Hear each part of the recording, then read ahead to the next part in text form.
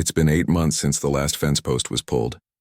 8 quiet months of sunrise rides across my pasture, the grass still bent where the cedar posts once scarred the land. The trails are open now, not just legally but symbolically. Neighbors walk them again. Some wave, some don't. But they all stay on their side of the line. The land breathes again. And so do I. Sometimes justice doesn't leave a statue or a medal. It leaves something better. Peace. The kind of peace that can't be bought, only earned. Through patience, restraint, and knowing who you are when the world assumes you're no one. About a month after the story broke, the new HOA interim board sent me an invitation. A formal request for consultation, they called it, to help them rewrite their governance policies and land use boundaries in line with county codes. It was flattering. I declined. "I'll send someone from the office," I said. "But I think you all need to learn this on your own. The hard way's the one that sticks." They respected that. Some lessons only land can teach. Greg Weller, the former board president, eventually resurfaced, not as a homeowner, but as a defendant. Turns out his little stunt with the fence had been just the tip of the iceberg.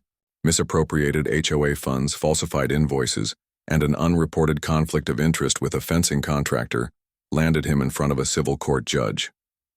He pleaded no contest. I didn't attend the hearing. I didn't need to, but my statement was read aloud in court. Just 2 lines. This was never about revenge. It was about boundaries. Legal, physical, and moral. Those who cross them should be reminded why they exist. The judge imposed a $45,000 penalty and a 5-year ban from serving on any residential board or civic committee. Quiet justice. My son Eli has taken a new liking to walking the trail behind the barn, the same one that was fenced off without our consent. He's 16 now, taller, more aware of the land beneath his boots.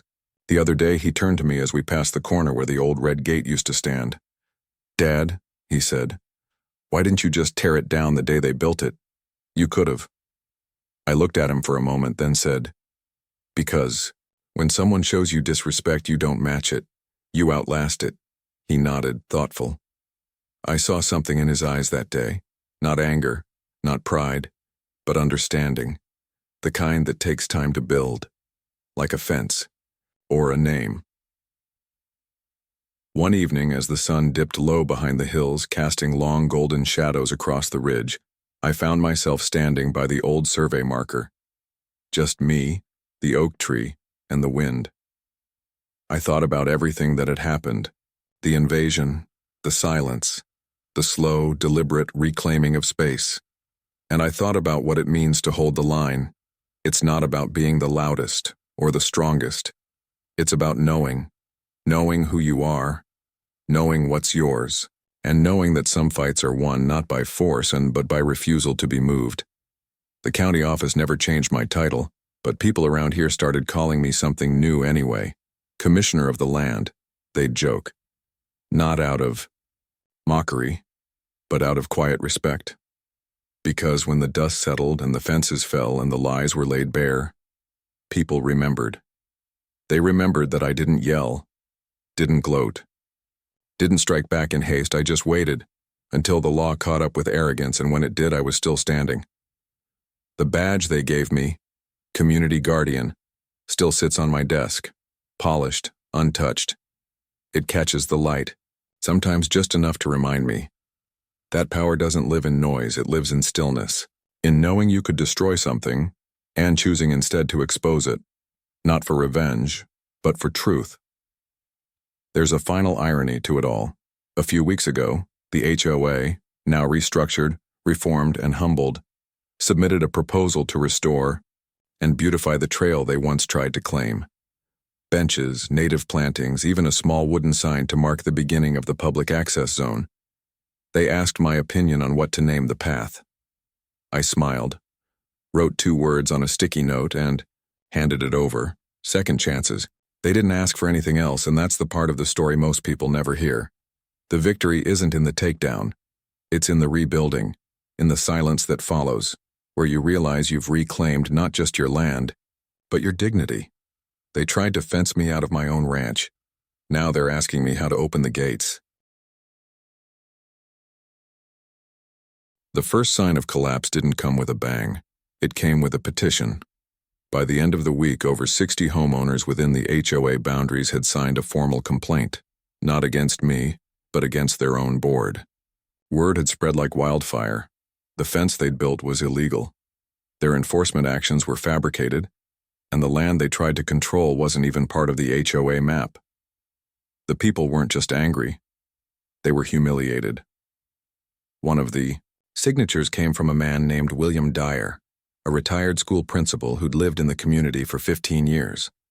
I'd met him once before at a planning commission hearing about noise ordinances. Quiet guy, logical, principled. He showed up on my porch one morning with a folder in his hands. "Thought you should have a copy," he said. "They're trying to spin this, claim you took advantage of some zoning loophole."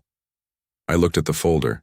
Emails, meeting transcripts, even internal HOA chat logs from a group text someone had leaked. One message stood out. "He doesn't even know we have jurisdiction over that whole trail. Let's get ahead of this before he causes problems." I set the paper down and took a deep breath. They had known.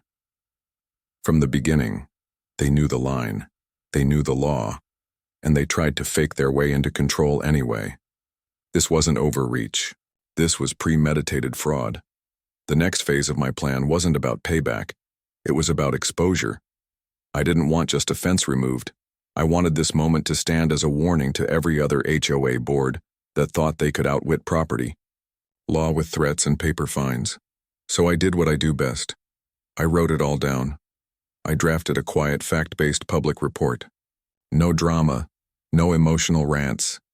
Just clear, bulletproof documentation of every HOA violation, backed with time-stamped photos, audio transcripts, and legal citations.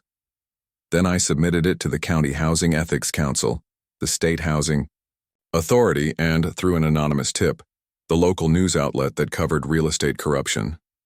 The journalist who picked it up was a young woman named Claire, sharp and skeptical. She drove out to meet me under the old oak near the barn. "You really didn't say anything this whole time?" she asked, scanning the paperwork. "I didn't need to," I said. "The law speaks louder than I ever could." The story ran on. A Tuesday. The headline was quiet but devastating. HOA tried to claim county land, got crushed by the land commissioner they didn't recognize. Within 48 hours, the HOA's inbox was flooded, a flood of cancellation requests, budget audits, and even civil lawsuits from within their own neighborhood. Turns out, homeowners don't appreciate being dragged into lawsuits or fined under fake authority, especially not when it costs them money and reputation. And then, the final nail came from the state. The California Board of Residential Governance placed a temporary suspension on the HOA's enforcement license, pending full review. Their authority to issue fines, send notices, or approve changes was revoked overnight. Their bylaws were frozen.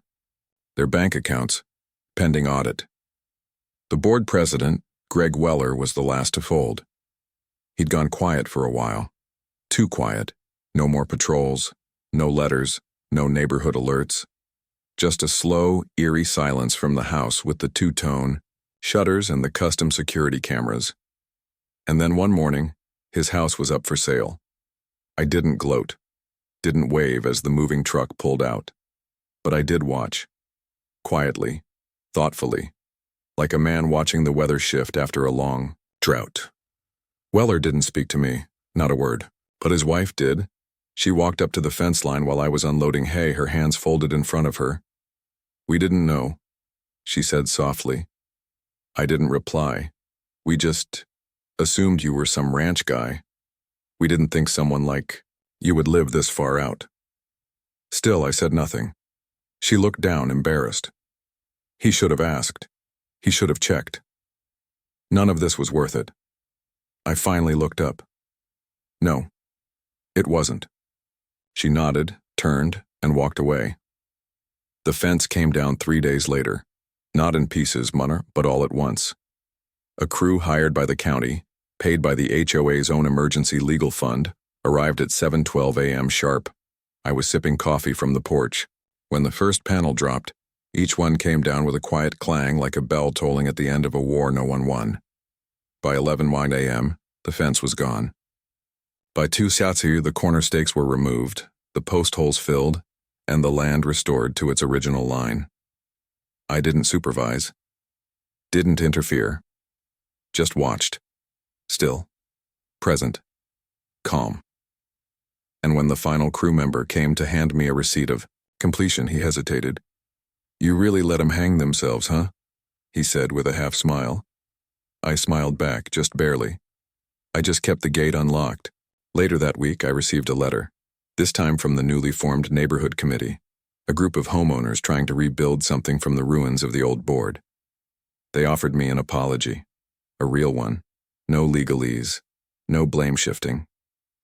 Just a handwritten note that said, "You didn't escalate, you didn't threaten, you just stood your ground and let truth do the rest." We needed that. Thank you. Inside the envelope was a small silver badge, a token gesture, engraved with the words, "Community Guardian." I never wore it, but I kept it, not as a symbol of power, but of restraint. See, in all the years I've worked in land regulation, I've seen what happens when power goes unchecked. It doesn't always come as violence or vandalism. Sometimes it's quiet, a fine in your mailbox, a fence on your land, a meeting you weren't invited to. It always starts the same way, with someone assuming you won't fight back. But here's the thing about people like me. We don't fight loud. We fight long. We wait. We document. We build our case like brickwork. Slow, methodical, unbreakable. And when the time comes to speak, we do it in courtrooms, on paper, with signatures that end careers, not just conversations. That's not revenge. That's justice. The next morning, I made 2 phone calls before the coffee even finished brewing. The first was to Nate again. "Just got a $950 fine taped to my barn," I told him. "They filed a citation?" he asked, surprised. "On your land?" Claiming perimeter noncompliance and visual disharmony. Nate didn't answer for a second. Then I heard him chuckle. "Oh, they just made this fun." The second call was to Marie, a real estate lawyer I'd worked with on county disputes before. She was sharp, calculated, and allergic to bluffing. I emailed her a scan of the citation, the photos I'd taken of the fence, and a copy of my deed.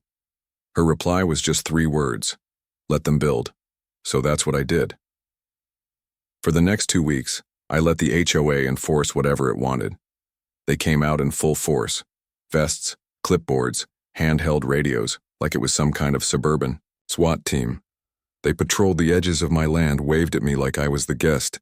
They even tried to deliver community newsletters, dropping little pamphlets on my porch about upcoming compliance expectations and seasonal unity standards. They didn't just act like they owned the place. They truly believed. And meanwhile, I documented everything. I installed 2 trail cameras along the eastern fence line, another near the barn, and one up by the private road where their little enforcement truck had started parking. Every approach, every step onto my land, every verbal warning they issued to my nephew Owen when he rode his dirt bike along the trail that had been ours since before he was born. One day he came inside with red in his eyes. "They said I'm not allowed past the new line," he muttered. "What line?" I asked gently. He pointed toward the fence. "They said if I go past it again, they'll call the cops. Said I was trespassing." I nodded. "And what did you say?" I said nothing. He replied, "Good. That's my boy." That night I printed every photo, every recorded conversation, every violation notice. I laid them out on the dining table like evidence in a trial. Because that's what this was now. A trial of arrogance. Of power taken too far. They thought I was a rancher, a recluse, a nobody. What they didn't realize is, I'm the final signature on every land designation for 100 square miles. I've denied development permits for entire subdivisions. I've revoked access rights for multi-million-dollar projects over single-foot encroachments. And these fools were trespassing with Home Depot fence panels and a neighborhood Facebook page, But still, I waited, because the deeper they dug, the harder they'd fall. And the final nail came on a Thursday afternoon when a man in a pressed shirt and HOA badge walked up my porch like he owned it. He knocked twice, no smile. "I'm here to issue a final warning," he said. "The board has unanimously voted to begin forced integration proceedings." I raised an eyebrow. "Integration into what?" "The governing residential body," he replied. "Failure to comply with HOA standards will result in an emergency. Board action to classify your parcel under shared governance protocols." "Which are?" I asked calmly. He handed me a letter. It was printed on HOA letterhead but riddled with jargon they clearly didn't understand. Phrases like eminent, perimeter absorption, enforcement claim radius, and unilateral residential merger clause. Legal gibberish meant to sound intimidating, meant to work on someone who wouldn't know better. I folded the letter slowly. "You said this is a final warning?"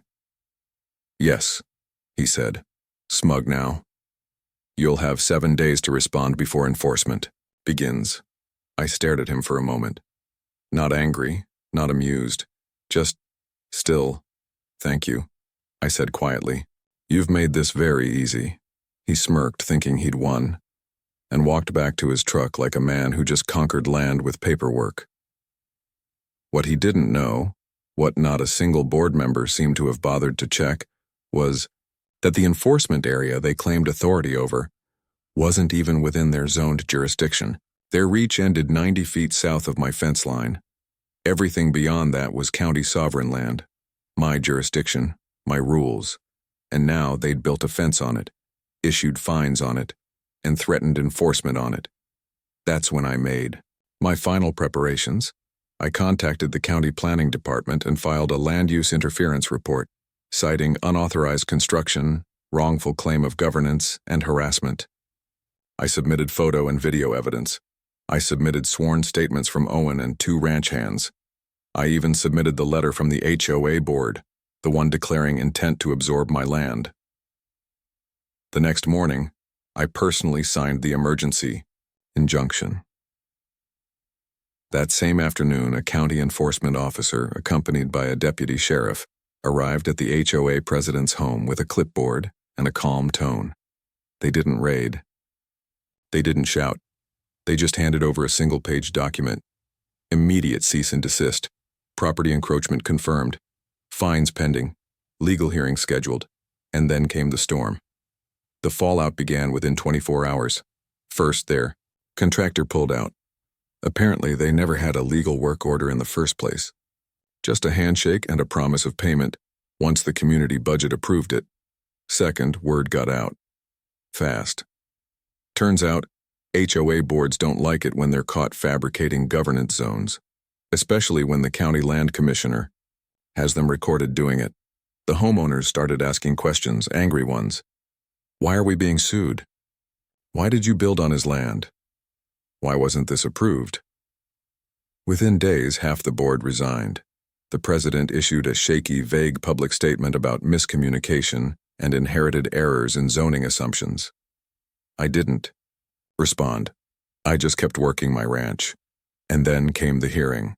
I didn't dress up, didn't bring an entourage, just walked into the county chambers with a folder under my arm, boots dusty, hat in hand.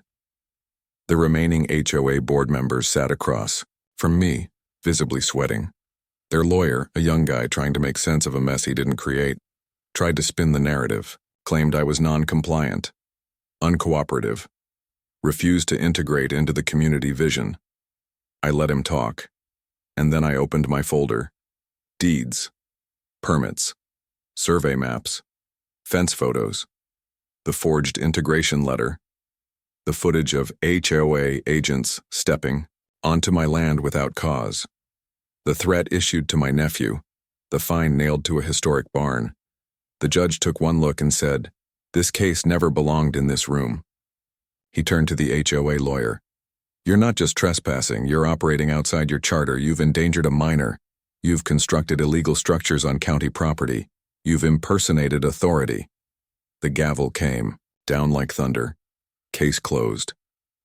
The board was fined $37,000 in damages and ordered to remove the fence at their expense within 10 days. They were also referred to the State Housing Board for potential suspension of their charter. But none of that was the real victory. No. The real moment came 2 days later, when a small envelope showed up on my porch. Inside was a note. We acknowledge that your land is exempt from HOA jurisdiction. Please accept this as formal withdrawal of all enforcement actions. Underneath it was a tiny key fob. The remote gate they installed on my side of the fence? I now had the button.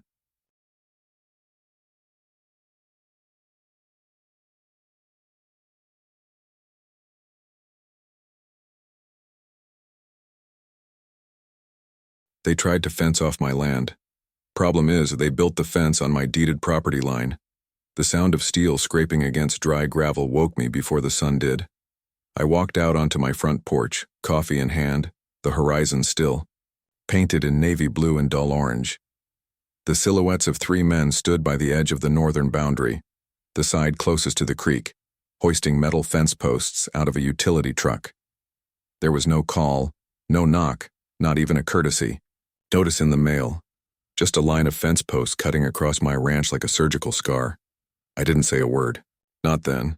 I just stood there, boots grounded against the worn oak of my porch, watching them hammer in the stakes like they owned the place.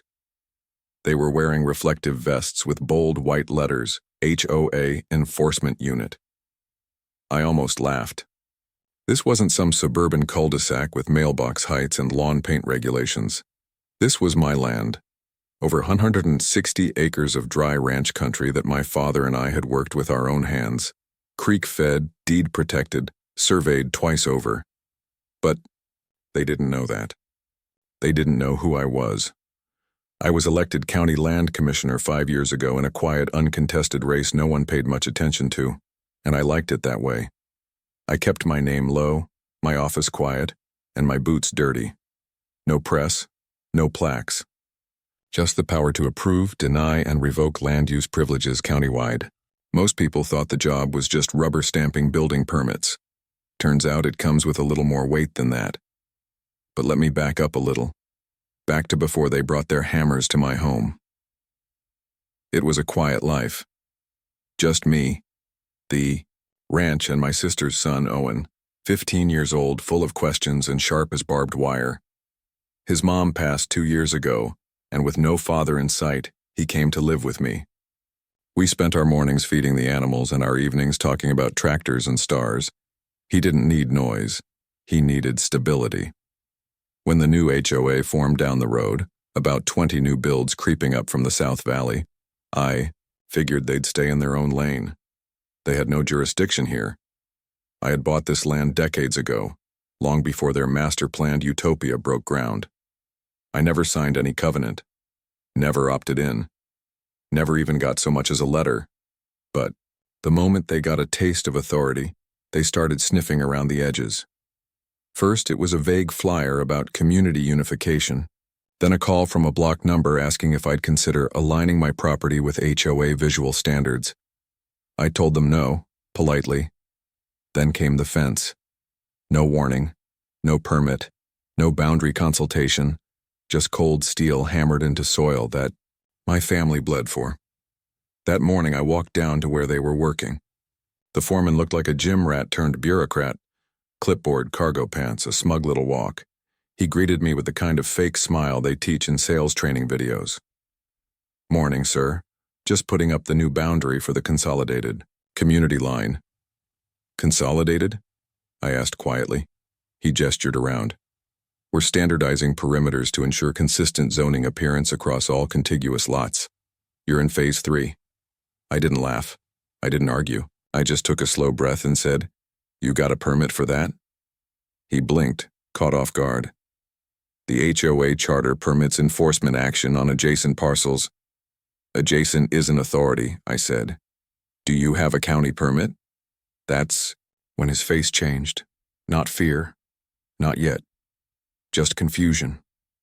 That subtle moment when someone realizes they might have skipped a step.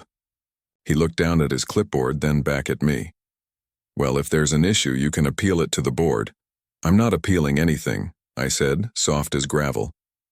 But I'll need your full name, your contracting license, and a copy of your authorization documents. Today." He chuckled, trying to recover. "Sir, I don't think you understand." "Oh," I said, staring him dead in the eye. "I understand perfectly." And then I turned around and walked back to my porch. I didn't yell. I didn't threaten. I didn't flex a title or flash a badge. That's not how land speaks. Out here we speak with records, with surveys, with quiet, cold truth, and truth was about to hit their board like a freight train. Later that evening, I pulled out the large metal box tucked beneath the living room bench. Inside were all my records: property deeds, purchase contracts, GIS, overlays, county surveys. Every square foot of this land was papered, mapped, and notarized.